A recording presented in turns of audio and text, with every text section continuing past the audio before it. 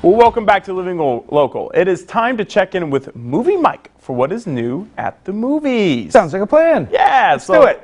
Mike Schultz, arts editor for The Reader, of course, is here every week covering some good and some bad movies. Indeed, yes. We got good this week. Yes. Yeah, right? You enjoyed it. It's an interesting one. Missing, I don't know if you guys remember. It's yes. kind of shot weird. It's like a cyber thriller, but it's this new genre, a newly named genre, I guess, called Screen Life, where everything that you see on the screen is something you see on a screen, like a computer screen or a phone screen or something like that. And it's kind of a sequel to a 2018 movie called Searching, where a dad had to try to find his missing daughter from like far away, and this one kind of flips that, and it has an 18-year-old girl who is searching for her mother, who has gone on vacation in Colombia and vanished. But the girl is in Los Angeles and basically has to try to find her mom from continents away. It's really cleverly done. The first movie was interesting because the dad was like many of us middle-aged guys, didn't know anything about computers, and so he had to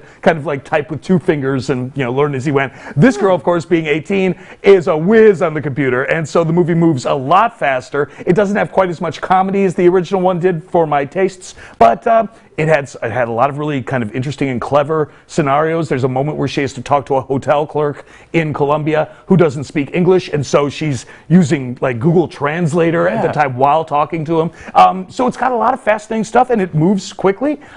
For January, I'll take it. It was completely bearable entertainment. It was nice throwaway, good time. Something to just kill some good time with and have a good time with. And like I said, it's a little bit different too, which is perfect. Exactly right. Yeah, it's got good cast. So well done. Good. Hey, I was happy. Job. Mike's happy. I had no complaints. I had a few complaints. Not many complaints. Well, we'll take it for January. Right. Exactly. All right. Now these next 2 movies, they're good. Well, you were excited. Yeah, absolutely. They look good, I should say. They are at least Academy Award nominees as of this Tuesday. Of course, the Academy Award nominations came out. These 2 both got nominated for 2 Oscars apiece, including Best Adapted Screenplay. And the first one is called Living, which stars the great British character actor Bill Nighy, who's in...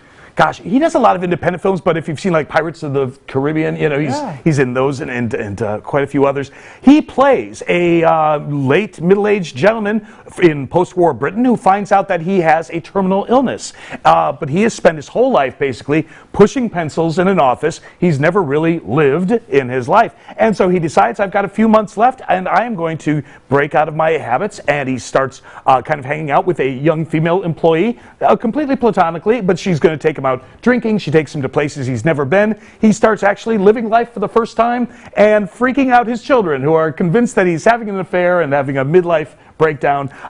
But yes, it has a really great pedigree. It's written by a Nobel Prize winning author of all things. And Bill Nighy is one of those great, he looks like an Undertaker, but he's like such a charming, funny actor. I mean, he's in Love Actually is one of his great movies. He's been wonderful for ages.